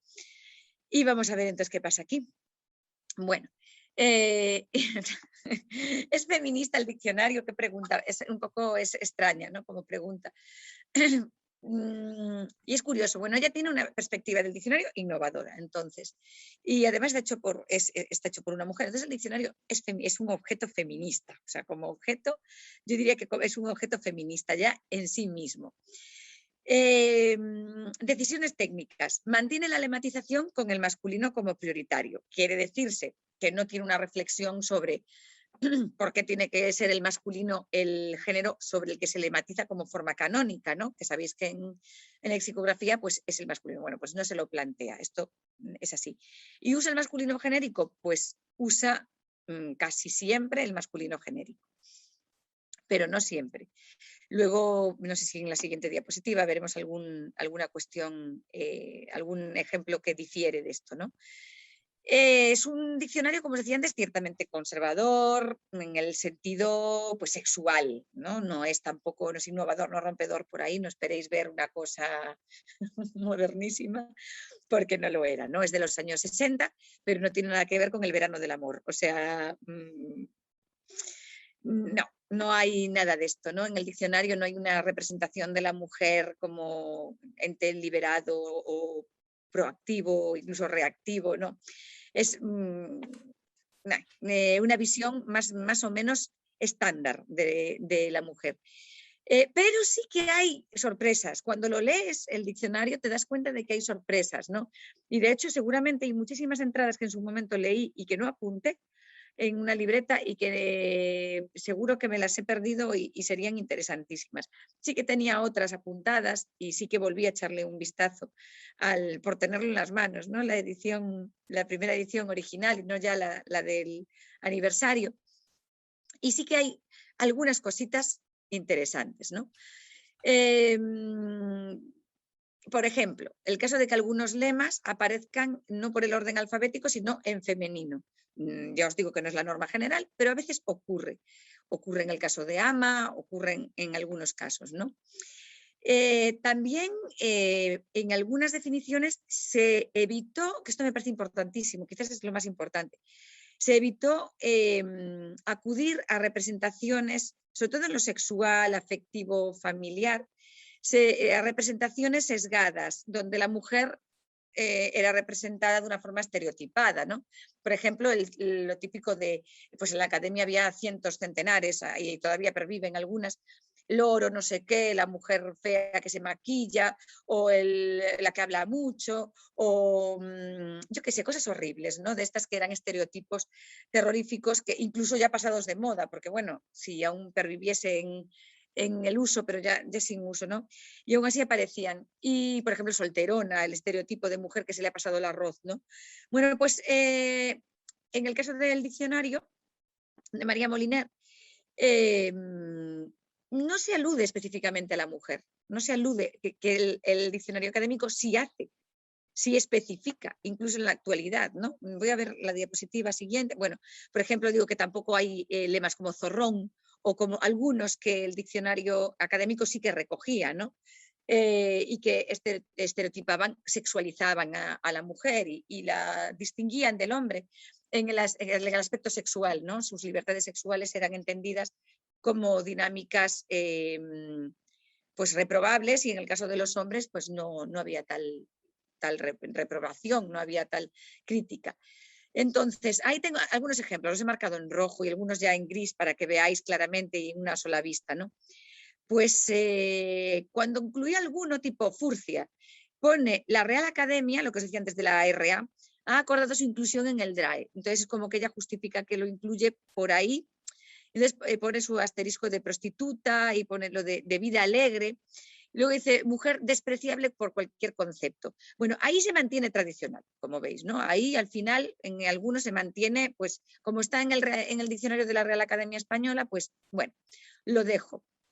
En los casos de antes, pues ella había cambiado un poquito. Luego aquí también se sigue viendo, pues eso, cierta tradición, ¿no? Cuando habla del ama de casa dice mujer del jefe de la casa, ¿no? El jefe de ella, el jefe de la casa. Sigue manteniendo un poco esta visión de que el hombre es el jefe del hogar, ¿no? Ya lo veíamos en su reflexión inicial sobre los cuidados de la familia. Dice, al hombre le está permitido esto y a la mujer, pues no. La amazona dice de espíritu varonil. Ella sigue teniendo en la cabeza una serie de estereotipos de lo que es una mujer y un hombre, ¿no? Pues una mujer que va a caballo, va libre o va desnuda, o que es fuerte y lucha, pues que es el caso de las amazonas, ¿no? Que es una idealización de la mujer libre, guerrera, pues ella le llama eso espíritu varonil, ¿no? O sea, es un poco siguiendo la tradición, ¿no? No cambia por ahí. O algunas excepciones como mujer de esto de la alcaldesa, mujer del alcalde, o bueno, pues este tipo de definiciones, ella la sigue manteniendo. También es cierto que hay que comprender eso, que ella parte de una tradición lexicográfica, tiene una reflexión sobre la mujer, pero como os decía antes, pues tampoco podemos descontextualizarla de lo que se estaba viviendo en España en ese momento. Entonces, bueno, ya os digo que sí que utiliza el masculino genérico casi siempre, pero a veces hace desdoblamientos, lo cual es muy curioso, porque sí que es verdad que la Real Academia Española huye muchísimo del desdoblamiento, muchísimo, o sea, no le gustan nada y usa el masculino genérico de forma apabullante, ¿no? Y sin embargo, bueno, en el diccionario de María Moliner, en ocasiones podemos ver, por ejemplo, he escogido de la letra E, escolar, dice, bueno, pues de la escuela, edad escolar, niño o niña que asiste a una escuela de primera enseñanza. Aquí sí se distingue. ¿Por qué? Porque ella entiende que es necesario que en el tema de la alfabetización se visibilice explícitamente a la niña. O sea, ella entiende que si pone solo niño, puede quedar fuera la mujer, porque efectivamente durante los años de su propia adolescencia, juventud y madurez, la mujer había estado excluida de la educación, la mujer pobre. No me refiero a ella, la mujer de privilegio, sino la mujer pobre. Entonces, lo visibiliza porque necesita hacerlo. Lo cual quiere decir que sí tiene la reflexión sobre el lenguaje inclusivo. Sí la tiene, o sea, está en su cabeza, pero no es lo suficientemente revolucionaria, vamos a decir, para darle una vuelta, darle un giro a todos los masculinos genéricos y utilizar solo persona o tal. Pero sí que tiene esa reflexión, sí que la tiene. De hecho, bueno, pues en el propio persona que elijo ahí, dice hombre o mujer, dice, ¿no? O sea, no, evidentemente no pensemos ya en tercer género ni nada de esto, porque para María eso era surrealista. O sea, eso no lo entendería, o sea, es una mujer al final tradicional, no, aunque por mucha institución libre de enseñanza hay cosas que no. Entonces, pero sí en el doblete, ¿no? En el doblete hombre-mujer. Y bueno, esto sí se mantiene. Luego también el uso de persona, que es una forma de lenguaje inclusivo indirecto, y sí que usa bastante persona, ¿no? Amante, persona con quien otra mantiene relaciones sexuales, bueno, irregulares. Casar, celebrar el sacerdote, el juego, entre dos personas. Luego es verdad que en matrimonio te llevas un chasco también, porque en matrimonio sí que hace el doblete hombre-mujer. Entonces a mí me da mucha rabia, digo, con lo bien que le había quedado tan moderno a María aquí, el casarse dos personas, independientemente de su sexo, pero bueno. Luego con castidad también utiliza persona, ¿no? Persona que se abstiene, persona, estudiante. Aquí he puesto unos poquitos ejemplos, pero hay muchos del uso de persona en el diccionario. Persona que cursa estudios, particularmente de grado. Entonces, sí usa mucho el lenguaje inclusivo indirecto, con persona, ¿no? Esto de persona. O sea, intenta usarlo más que la palabra hombre, ¿no? Bueno, luego ya os decía antes que había usos que ella veía mal, ¿no? Sí. Perdón, te puedo interrumpir porque hubo Claro. algunos comentarios y no quiero que se me pasen. No. Lucía había preguntado cuál fue la respuesta o reacción de la Real Academia al diccionario de María, y es que hubo alguna, y después, al menos en algún lugar de su cabeza, dice Romina, sentía que no siempre el masculino servía como genérico, no es poca cosa. Pues mira, os voy a decir algunas reacciones que hubo al diccionario por parte, como la academia como posicionamiento, como una nota de prensa o algo así, yo no lo desconozco, pero sí que hay académicos que escribieron sobre el diccionario, ¿no? Hay académicos y siempre con palabras cariñosas, yo creo que la ven como con cierta condescendencia, como un diccionario que no les hace sombra. Porque entonces no hay una reacción tampoco de... Sí que hay, por ejemplo, yo qué sé, me da pena nombrar este testimonio porque murió hace poquito Jesús Pena Seijas, que era, bueno, pues un filólogo que aquí es respetadísimo, ¿no? Y morfólogo también. Y sí que, por ejemplo, Jesús Pena decía que estaba elegido el corpus de forma un poco particular, que era subjetivo, o sea, hacían pequeñas críticas, ¿no? Al tema de la objetividad, sobre todo al tema de la objetividad. ¿Y quién más? Pues yo que sé, el propio Manuel Seco habló del diccionario. O sea, los académicos sí que han hablado del diccionario, pero es siempre en buenos términos. Y la reacción no es de miedo en absoluto, porque al final tampoco lo vieron como, yo creo que como un competidor real, ¿no? O sea, la academia estaba acostumbrada a lidiar con 50.000 diccionarios que salían por aquí y por allí. Y no tengo la idea de que lo hayan destruido, pero sí que hay algunos académicos que han hablado de él con condescendencias, con cariño condescendiente, podríamos decir. Es que tengo algunos apuntados, yo creo que Manuel Seco es el que más habló del diccionario, porque cuando muere sí que hace bastante reseñas sobre el tema del diccionario, pero siempre con cariño, siempre desde el cariño. Y no, seguramente en privado y en sus círculos y en sus reuniones del pleno pues habrán dicho pestes, ¿no? Pues le habrán llamado resentida posiblemente, o yo qué sé, que cuando no entró en la academia y tal, pues yo qué sé, pues habrán dicho cosas terroríficas porque la institución en ese momento, además en los años 70, cuando el tema de la candidatura de María y tal, pues estaba completamente masculinizada, ¿no? Tuvo que esperar un par de años para que entrase la primera mujer, con lo cual pues la habrían puesto a caldo. A ella, su diccionario y todo en general, ¿no? Pero bueno. Sí que acá dice Diana que tiene una versión del DUE en un tomo que tiene prólogo de Seco. Ajá. Sí, Seco, es que Seco es maravilloso, o sea, Seco como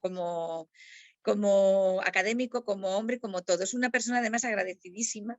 Trabajó con alguna compañera mía en alguna investigación y es que es increíble las cartas que enviaba de agradecimiento. Es una persona magnífica y habla bien del diccionario, es que no tiene nada...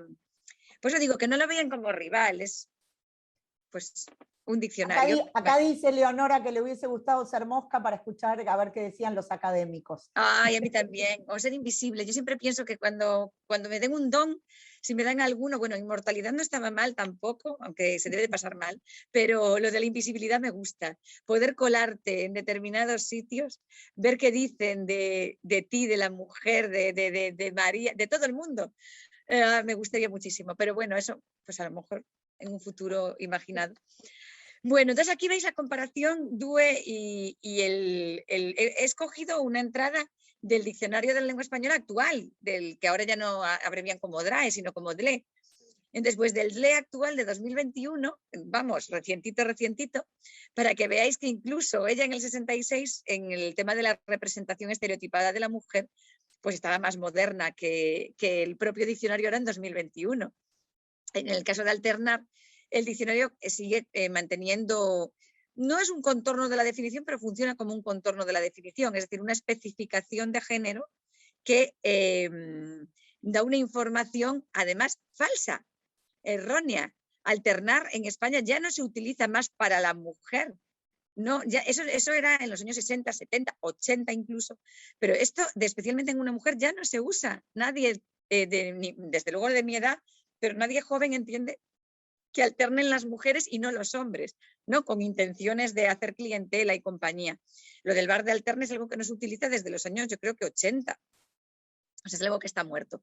Pero, sin embargo, sigue apareciendo ahí esa especificación, ¿no?, de la definición que María ya había obviado. Dice María, con una definición estupenda, relacionarse, tratarse.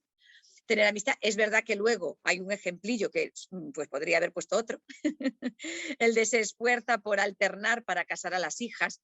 Hombre, podría haber elegido otro, pero bueno, en la definición no especializa, no se especifica ningún género. Entonces, en ese sentido es más moderna, desde luego, que el propio que el diccionario de la lengua española, ¿no? Bueno, aquí os hago alguna comparación también, pero con el del 56, con el diccionario del que ella bebe, ¿no? Del que parte. Y veis también que ella utiliza mucho lo que se llama la modalización discursiva. Es decir, su diccionario no solo no está exento de ideología, sino que hay incluso pues, algunos académicos, pero no en el sentido de académico de silla, de número, sino personas que se dedican a esto de la filología, que reconocían que el diccionario era muy subjetivo, ¿no? Entonces, incluso que hubo mucha condescendencia con el diccionario, como de qué divertido es, qué divertido, qué obra más subjetiva, ¿no? Más curiosa. Hay mucho de esto, ¿no? Y sí que es cierto que el diccionario de María Moliner, pues si pensamos en términos de neutralidad, de objetividad, pues no es, no. O sea, es un diccionario que se nota que ella tiene como esa faceta pedagógica. O sea, participó en las misiones pedagógicas y se nota, porque el diccionario tiene mucha la dimensión de enseñar, ¿no? Tiene, pues ya lo decía ella, quiero que sea didáctico, ella quiere una herramienta que enseñe. Y ella parte de una educación que, por muy libre que fuera, es religiosa, y en el catolicismo. Entonces, se cuelan en muchos casos pues, temas de religión, de caridad, de términos del tipo lo conveniente, la conveniencia, modalidades discursivas pues de ese tipo, ¿no? Deónticas, de lo que se debe o lo que no se debe, menos que el de la academia en la deóntica, por cierto, menos presencia el del deber más infinitivo, pero, o debido, o participiales de este tipo, pero sí también presente. Y aquí está la de amor, ¿no? Pues bueno, veis ahí los ejemplos, dice. Cuando nos emplea para designar ese sentimiento en abstracto como el amor maternal, el amor entre marido y mujer, bueno, pues ella ya veis que tiene un poquito este tipo de ejemplos, ¿no? El amor de Dios, el amor al prójimo, el amor a la patria, bueno. Veis ahí lo de atracción afectiva entre personas de distinto sexo. A ver, pues ya os digo, no esperéis una cosa hippie de los años 60 de California porque no lo vais a encontrar, ¿no? Entonces, bueno, pero aquí también veis como el del 56 había palabras que tampoco se emplean, es decir, ella cambia muchísimo esas definiciones, ¿no? Y en algunos casos... Perdón, pues, acá Silvia dice, ¿podría considerarse esta dimensión subjetiva relacionada de algún modo con una perspectiva quizá no feminista, pero desde el hacer de las mujeres?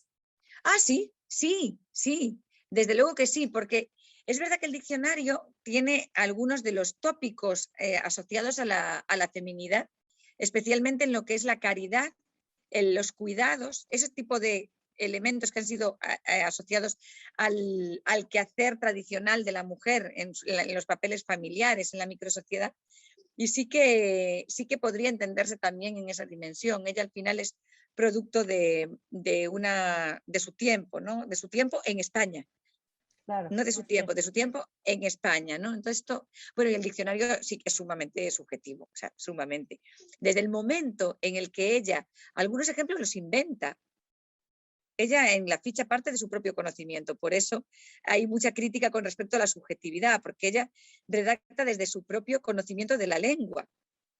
Entonces, ella, aunque toma mucho de la prensa, no incluye las fuentes de la prensa, ¿no? Ella no indica, como hace el diccionario de Manuel Seco, esto está tomado del país, del día tal, no.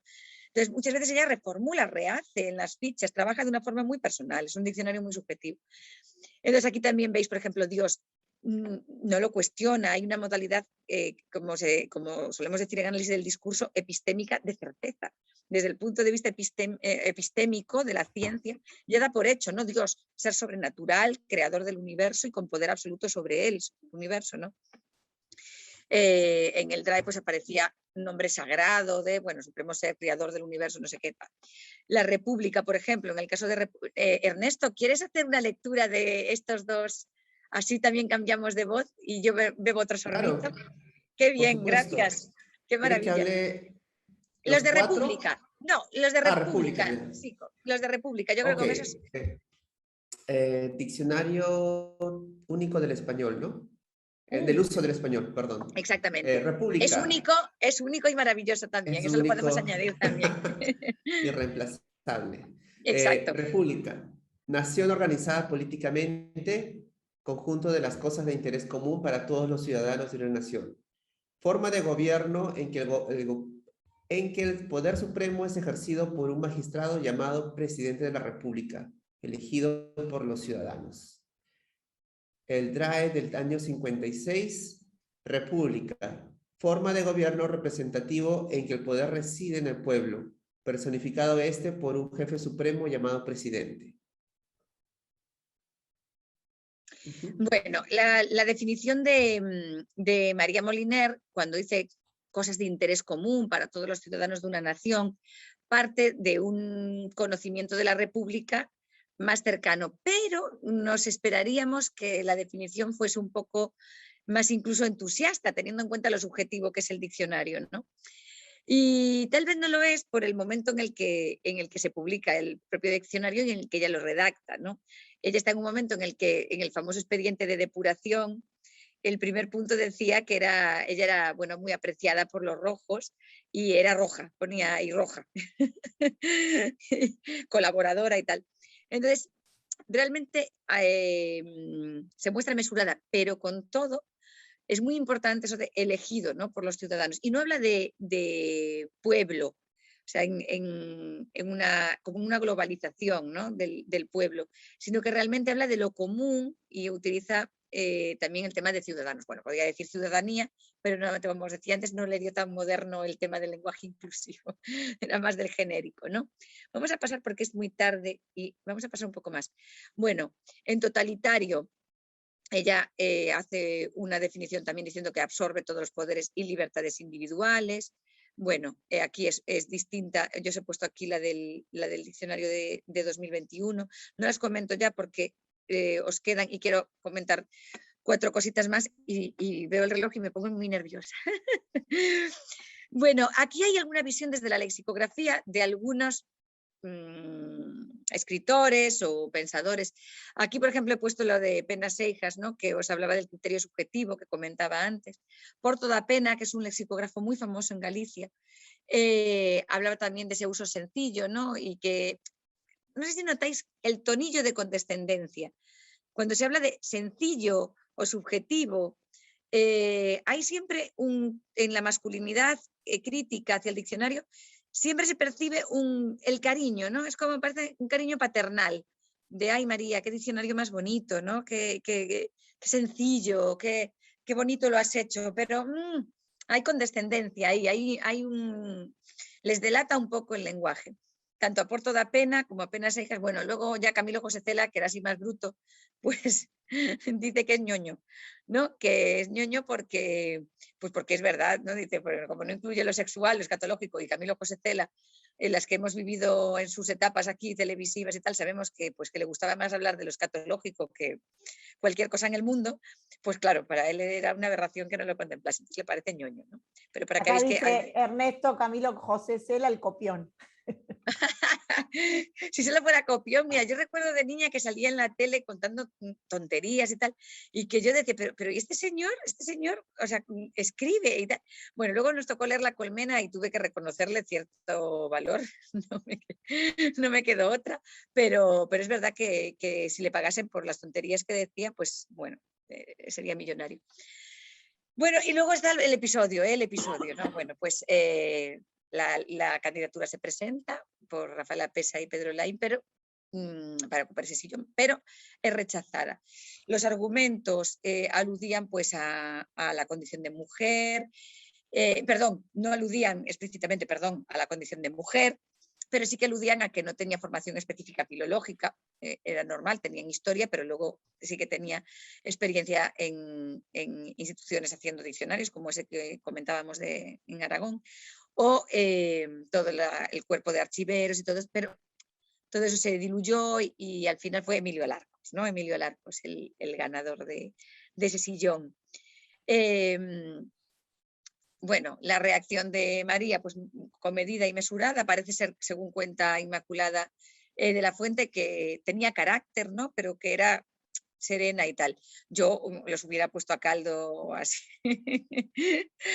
utilizando palabras de las que ella no incluía en el diccionario, pero ella fue mesurada hasta para eso. Entonces sí que le pareció que había cierta injusticia, ¿no? Cuando dice, bueno, si fuera un hombre diría, pero ¿y ese hombre cómo no está en la academia, ¿no? Haciendo ese diccionario?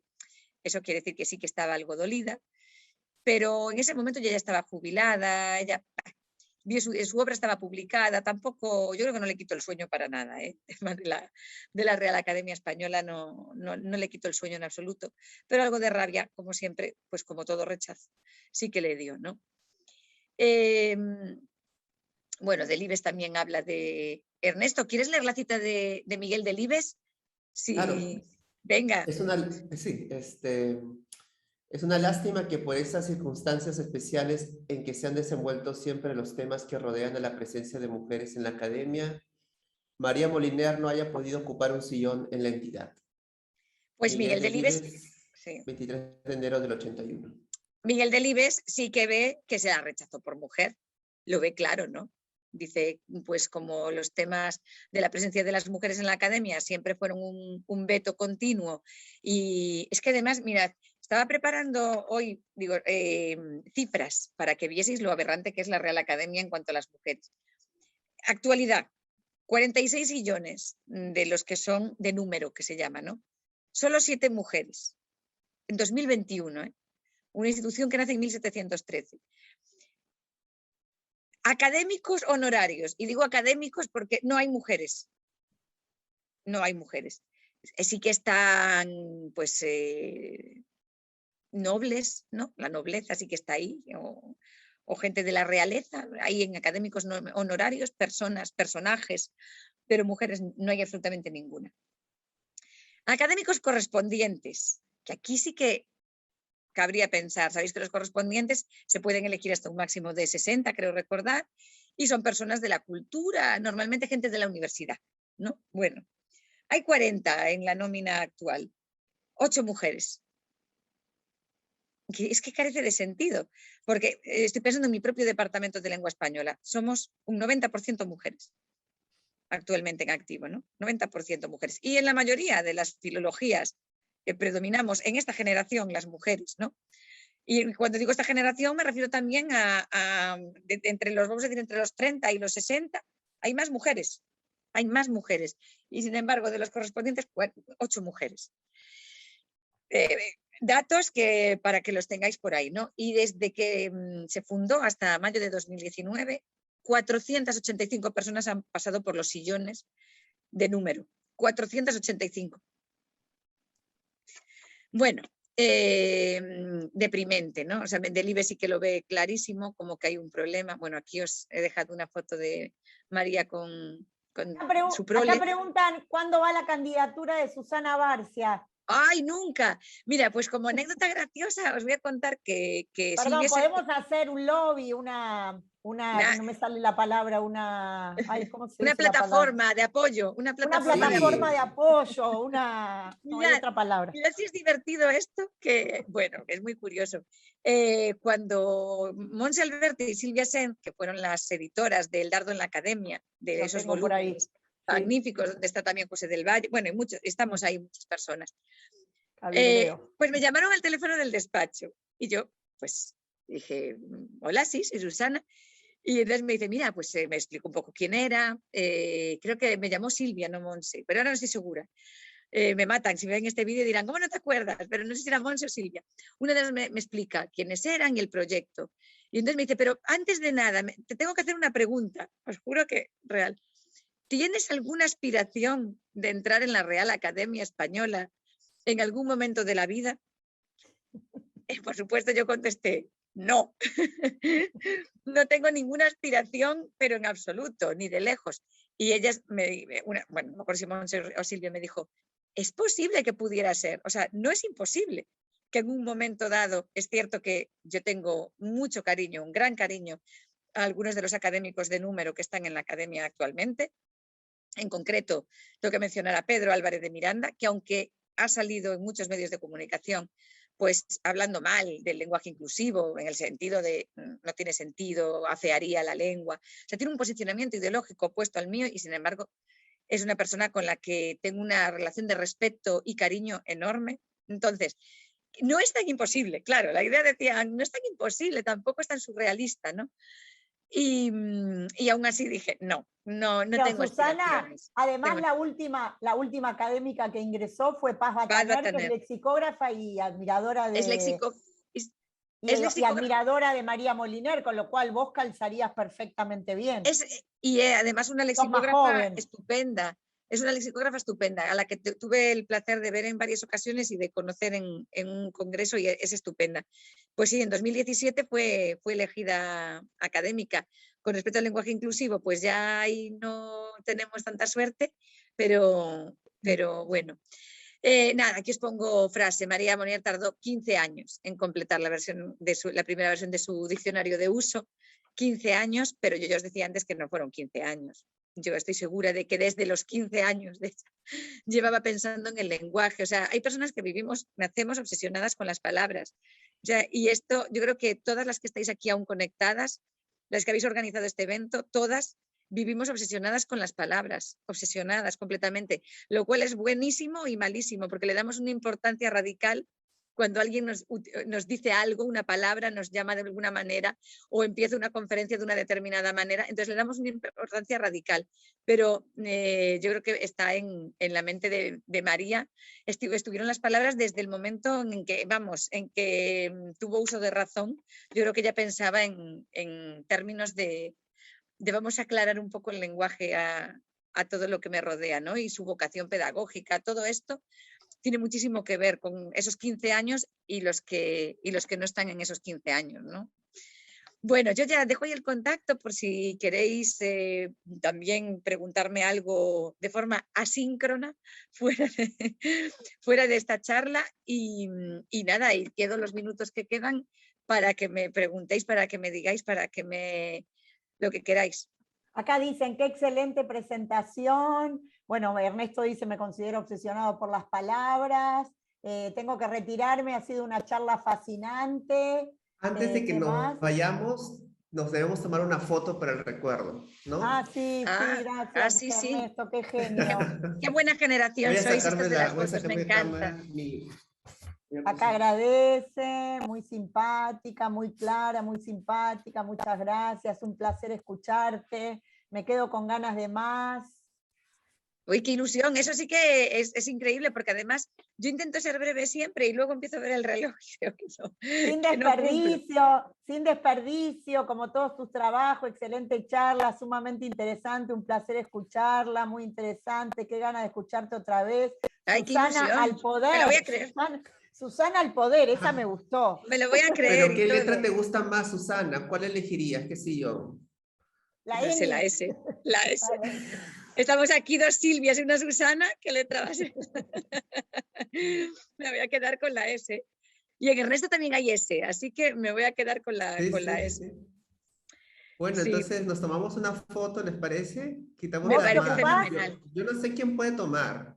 Porque a ahí ver, me sale toda la... Si dejamos de compartir el PowerPoint. No me sale todo. No sé cómo hago. Yo lo dejé de compartir. Eso, okay. Perfecto. Ahora sí. Yo dejé de compartir ya. Sí. Yo voy a sacar. Cecilia... De verdad, muchísimas gracias. Hay que sacar una y con la flechita celeste pasar a la segunda pantalla ahí y sacar otra. Ahí voy. Ténganme paciencia. Uy, espera, entonces nos colocamos. Pónganse todos. Qué bonito. Esperen que tengo que cerrar el chat. Ahí. Acá, obsesionadas con la palabra. Ahí está, ahí va mejor, ahí voy, Esperen, este es el 1. Letra S. Ahora voy con el 2. A ver, voy a tomar con mi compu. El 2 está más ausente de camarita, ya las voy a agarrar a todas las que están sin camarita. Y ahora voy por la tercera. No, tengo 2 nomás, porque hay gente que se fue. Tengo 2 nomás. Yo ya tengo un par de fotos con un montón de gente. Buenísimo. Ay, pues pasádmelas por WhatsApp, que yo las agradezco, que me hace mucha ilusión. Okay. Porque después se la enseño aquí también a mi pequeña prole y les parece muy divertido que haya alguien que quiera escucharme. Ay, no. Lo primero que quiero hacer con mi sobrina es llevarla a una conferencia mía para que me escuche.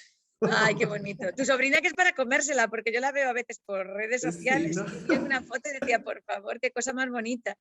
Es Bueno, lindísima. acá te siguen elogiando, acá Erika decía a por el sillón, así que me Ay. parece que vas a tener que repensar la propuesta. Nada, no, ¿qué va? No es que lo repiense yo, si es que no me quieren. O sea, si es que yo no es que me den calabazas a mí, sino que, no, al revés, no es que yo les dé calabazas, me dan calabazas a mí. No hay posibilidad. Sería divertido, pero no hay. Bueno, muchísimas gracias, de verdad. Acá todas Te lo agradezco, pero encantadas, no. me encantó pasar la tarde, bueno, todos muy, muy contentas y muy contentos. Y yo quiero volver a agradecerte, Susana, por tu amorosidad y todos tus conocimientos, a Ernesto y a Silvia porque me bancaron, bueno, a Leonora, a Diana, a Pleca y a todas las asociaciones y a todos quienes se sumaron hoy, que realmente un viernes a esta hora, y vos con tu noche que ya estás a punto de ir a dormir, ¿no? Así que Bueno, muy aún me voy a ver una película, que tengo una lista ahí pendiente de películas francesas que quiero ver y que estoy obsesionada ya con 3 o 4 y tengo que acabar de verlas, con lo cual me voy a ver una película. Bueno, genial. Bueno, Bueno, gente, gracias, nos vemos pronto. Gracias, de verdad, gracias por organizar esto tan lindo. Gracias, Gracias. Susana. Chao, chao. Un abrazo, adiós. Un abrazo.